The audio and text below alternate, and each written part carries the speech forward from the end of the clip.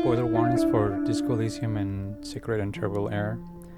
Before we start, I'm assuming that you know what happened with Zaum, the company, how it fired the main writer, the main creator of the universe.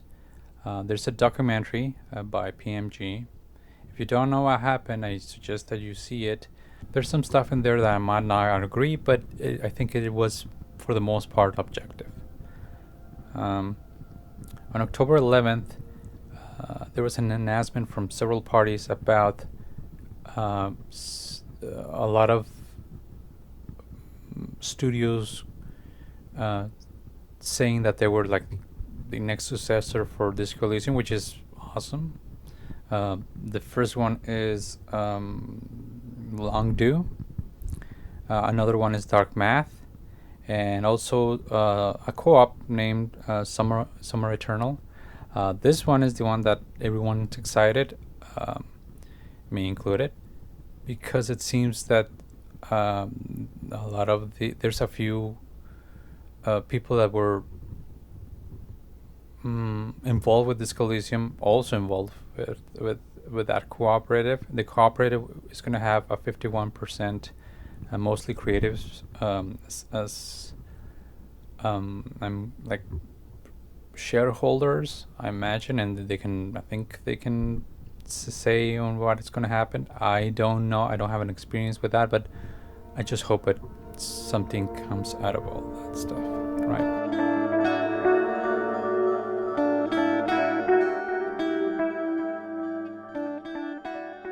I do think that everyone's abandoning Elysium, which is, I think, the normal thing to happen. It's something that it's an intellectual property that I think no one can use at this moment.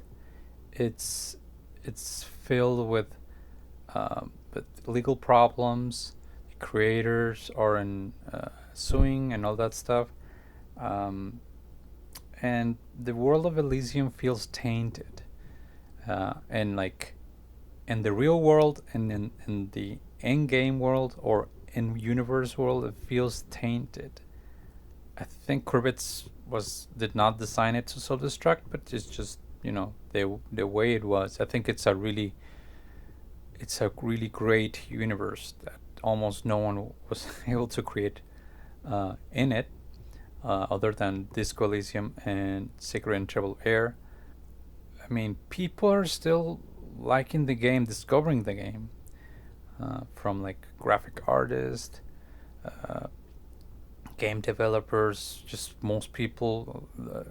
I've seen a ton of Let's Play with Disco Elysium, just experiencing it, and you can tell that the universe was just starting to ramp up, right?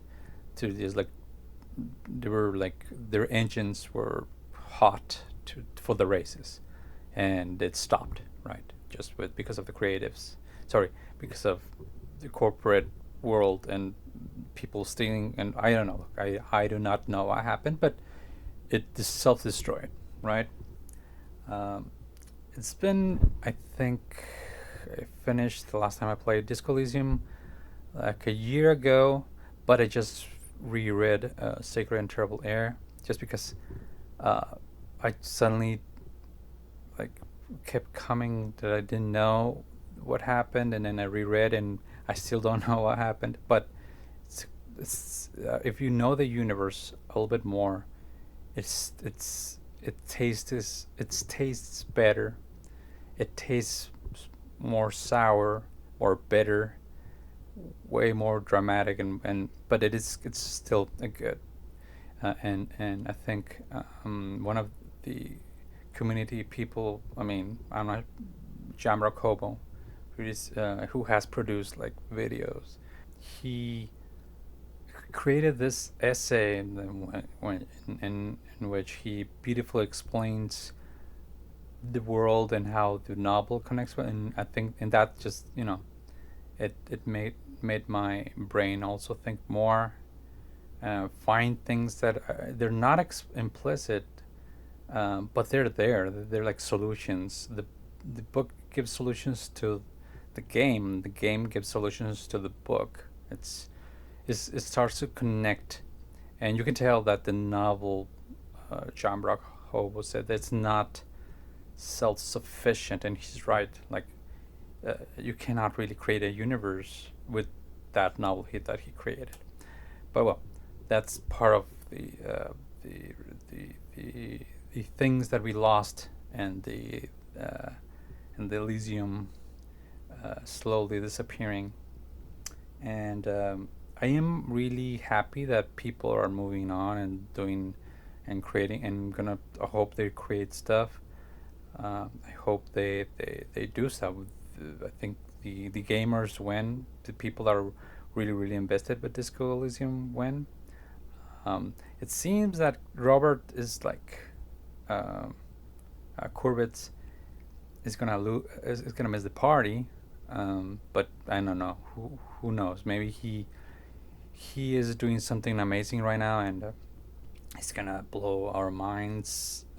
He's gonna make our a different world, a different universe, and it's gonna be even better. I don't know. I hope so. I hope it's his baby. Elysium is his baby, and I do hope that he somehow is able to like return to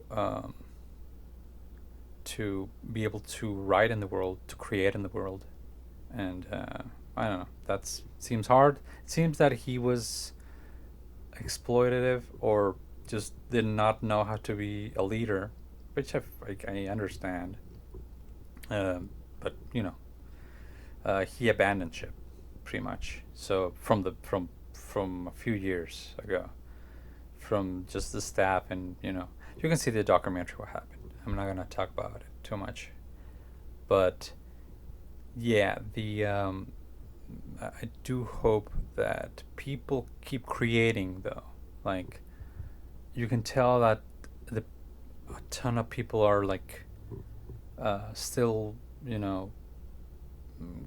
creating art from Kim and Harry, you know, discovering their sexualities or something.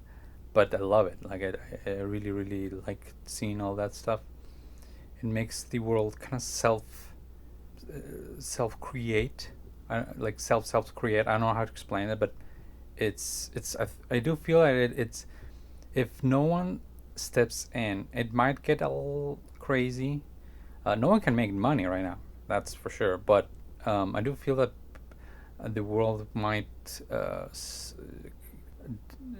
without the direction, you don't have any control, or maybe self destroy.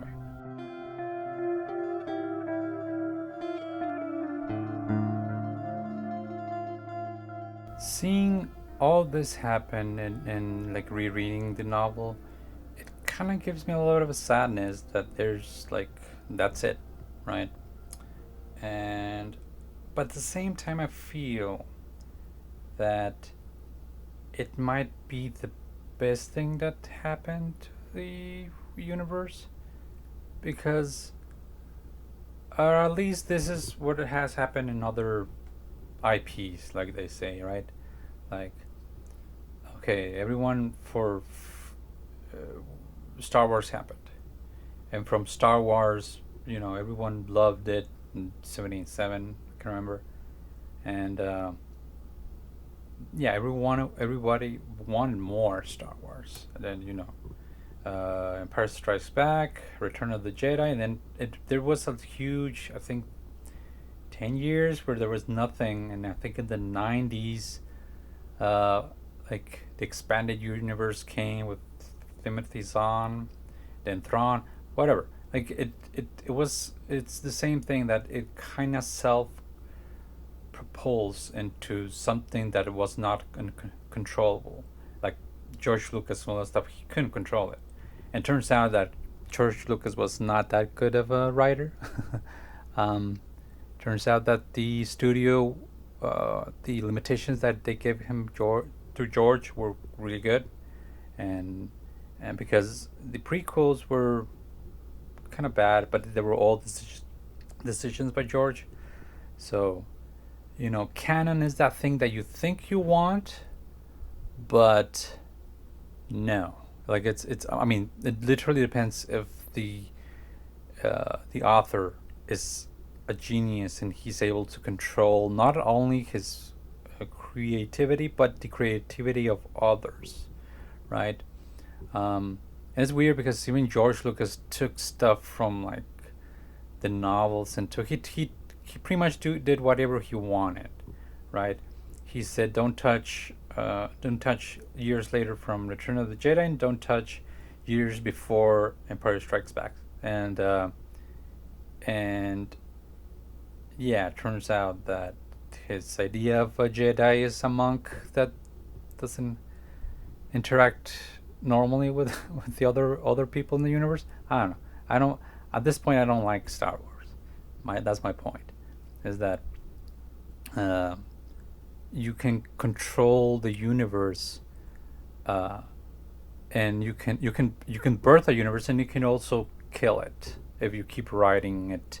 If your canon is not that, it does feel though that like Kurvitz had a really well idea of like delegating people. Like I do feel like Kurvitz was a genius in delegating himself, delegating works of his job, his creative output to other artists, uh, because the other stuff is still amazingly well written, and he did not write all of Disco Elysium. Like that's part of the documentary, but yes, like it's a shame. Again, it's a shame that we're probably not gonna see Elysium at least for a while.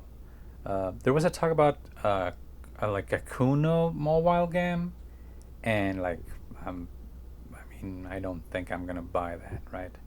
Yeah, and I mean, I want to see it, but if specifically if it's the original sound attached to it, yeah, no one's gonna buy it. After after several members of the original team that were in sound were fired, um, there was this like DLC like gift about like I think collage mode, and uh, Jamrock Hobo did made this video about talking about it, and Argo Tulik, one of the creators, one of the founding members of Zaum, and I think something about codes. Like he was part of the group, like that. He's hardcore Zaum X collective, like original collective. He said, no, this is 100% non-canon, and is um, this is not part of what we. No one wrote this, and as much as I really like Argo, and he seems really like he's part of the co-op.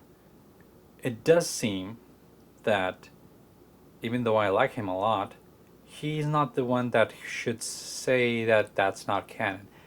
Uh, Not him, not Zaum Corporate, the corporation right now that holds the IP, but Kurvitz, right? And the problem is that Kurvitz has not said anything after the PMG um, fiasco, because he looked bad, but I do feel that if he just talked more about it, but I mean, at least they would understand. Like, yeah, it's like Steve Jobs. Everyone knew that Steve Jobs was an asshole. He still, I mean, created or at least pushed the engineers at Apple to create stuff.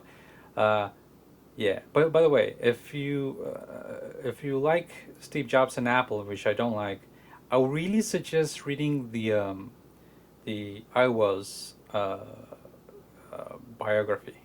That's the reality. The reality is that Steve Wozniak created Apple, and he's one of those fun and interesting people. Like he's a genius. Like, and in the novel he says there's this amazing story about how uh, like Steve Jobs was hired by Atari, and then he was like boasting that he could, and they realized, oh, this guy just sucks smells.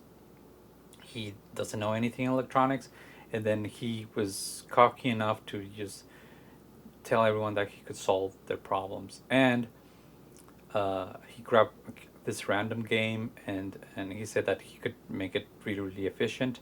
And then what he did not tell to everyone is that he gave the problem to Steve Wozniak. He solved the. He was a genius uh, with like finding the least amount of chips to create the game in Atari. He did it.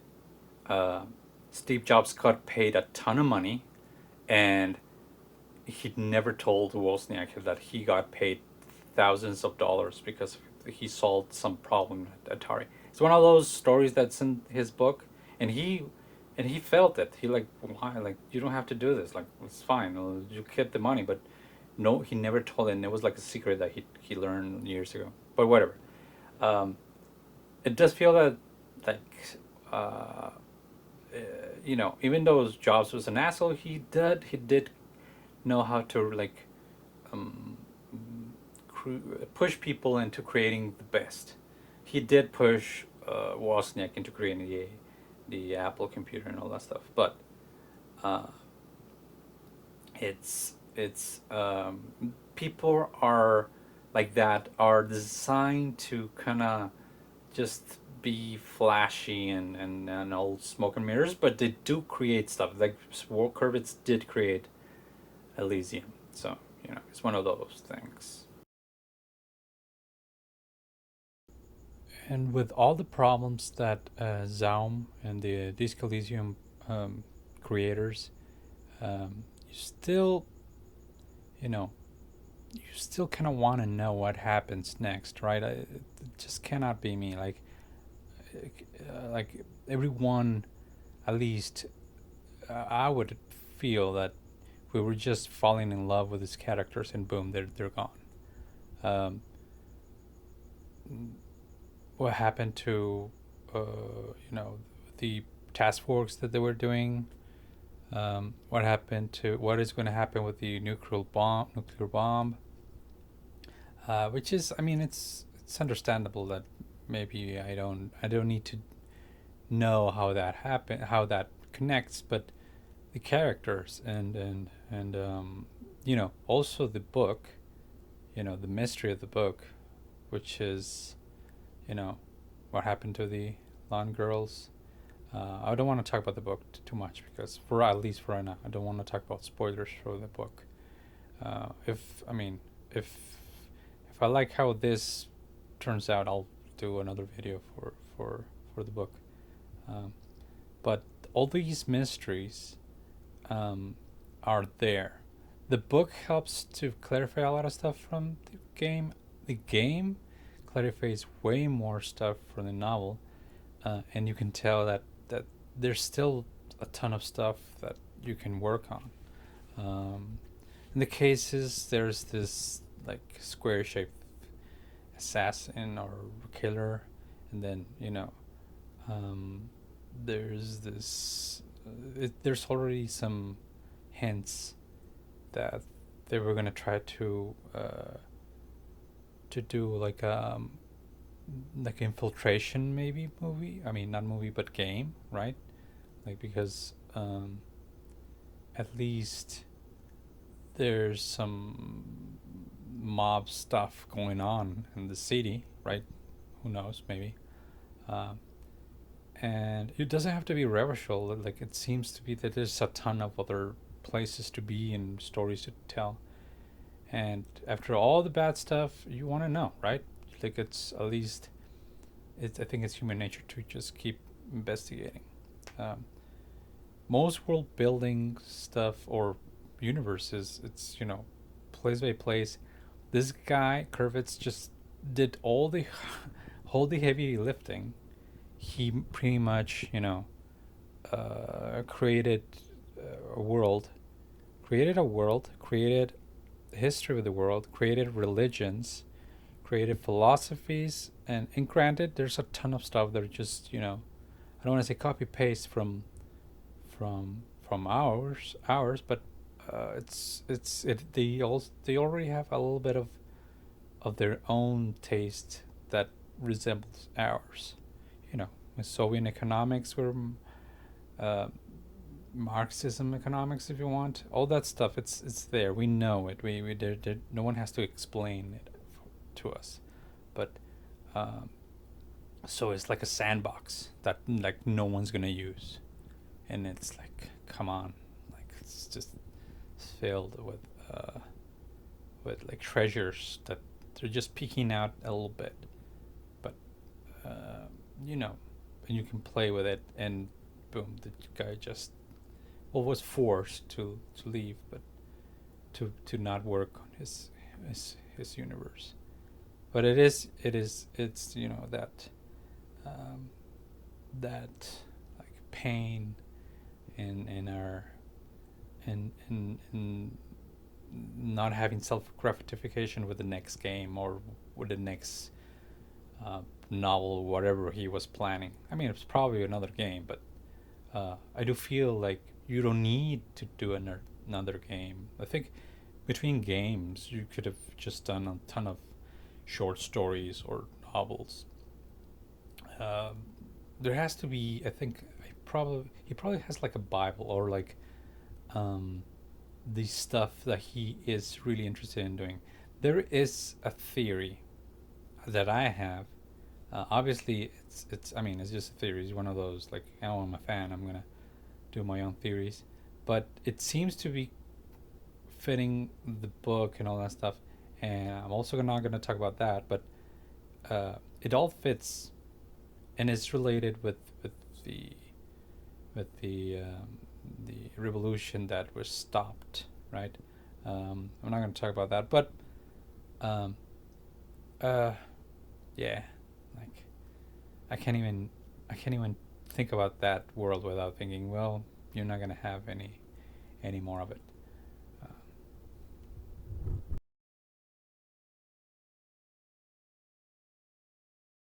Disco Elysium was like a work of art that came from Estonia, and it does not feel like Hollywood. It does not feel like triple A studio. Like, okay, we're gonna plan, we're gonna have enough. It does seem that it was a group of like misfits, uh, artists in like a abandoned warehouse or whatever it was, just poking and figuring out stuff about making a video game, right?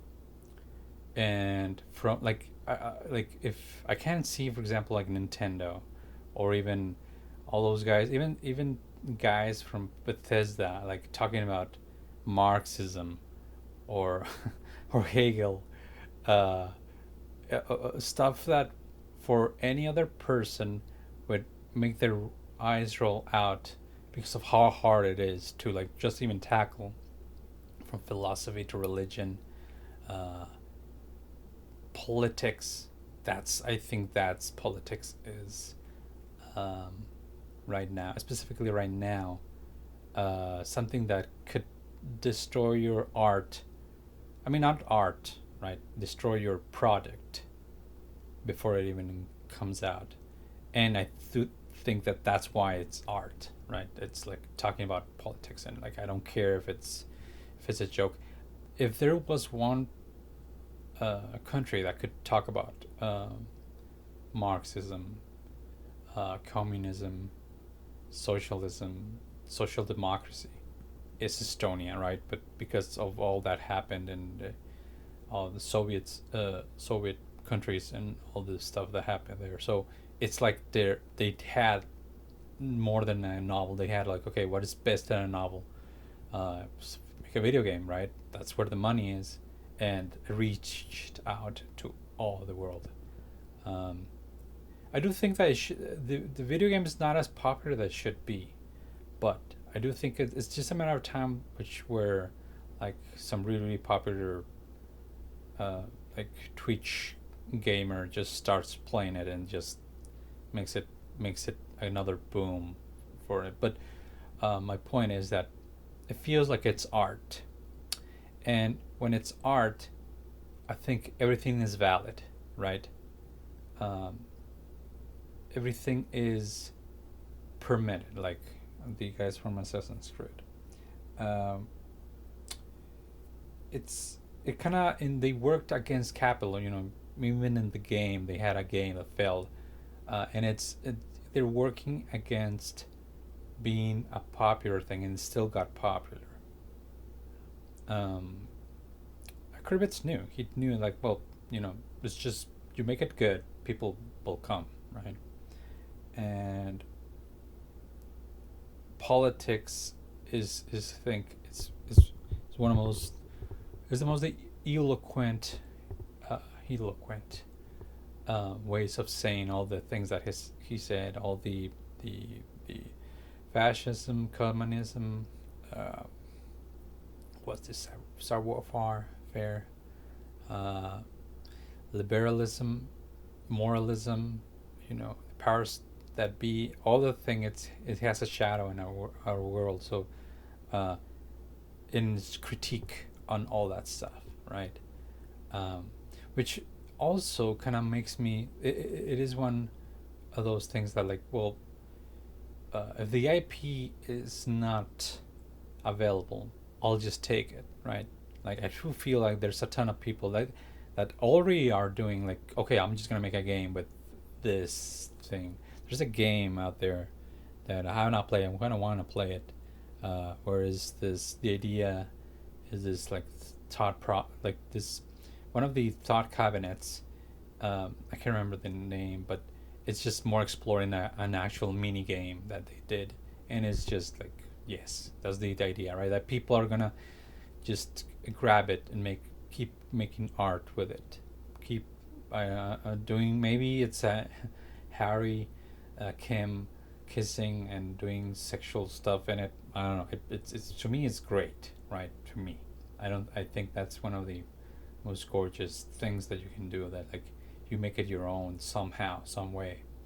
I do feel that people are gonna, like, start writing stuff for it.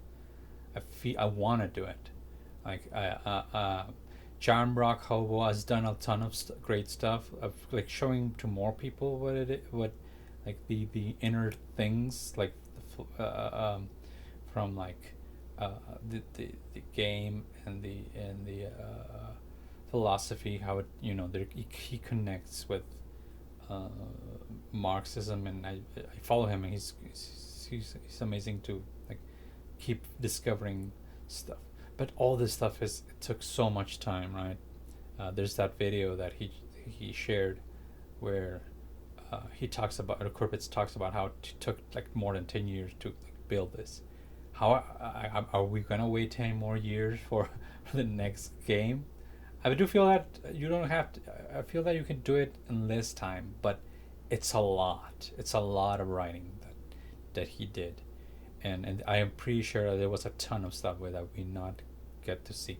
I just saw a video about when they showcase at either it was a 2017, like, demo, and Kim has this really different voice, and it doesn't feel quite like it, but it's shaping to it. So, yeah, like, it was a trial and error for Zaum or Kurbitz and the team, but they nailed it. And before we even talk about the next game, I just want to keep talking about Disco Elysium and the Sacred and Terrible Air, which is, a lot of people have not talked about the book, which to me is, uh, it does say a lot, that a lot of people just, like, saw the game and like it, but yeah, I'm not gonna read a book for them. But it's really good, really, really good.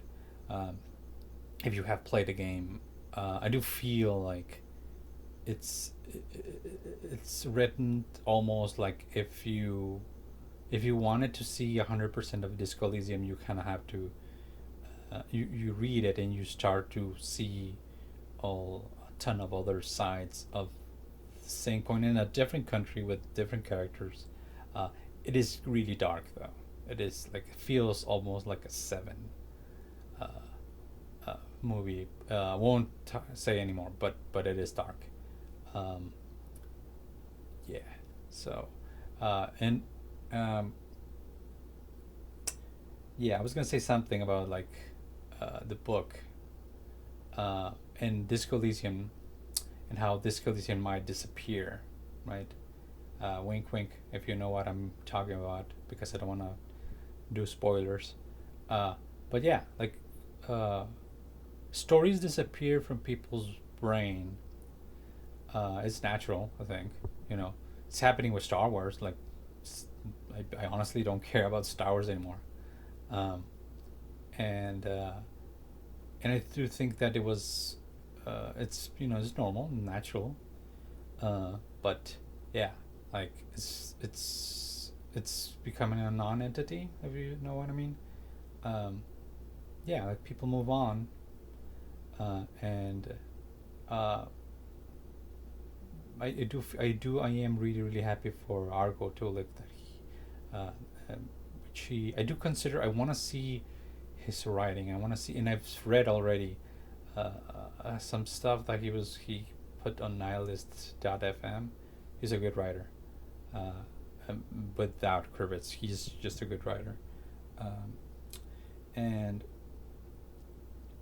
I'm like, before I just finish, I kind of just want to read uh, a little bit of the manifesto from the Summer Eternal, Eternal Summer, Summer Eternal. I always get it wrong, but um, it's like it's a part. I think it was written by Argo. I don't know, but I want to read it just because it's like good writing, right? The art has been dressed down into an industry, and this industry has been pilfered by corrupt executives, by the vulgar profiteering of corporate bodies, moving like leviathans in the dark, burning human fuel in their insatiable lust for money. It is not pencil pushers and money lenders who make games. It is the relentless passion of the workers that creates an art form capable of saying something true. So yeah, it's good.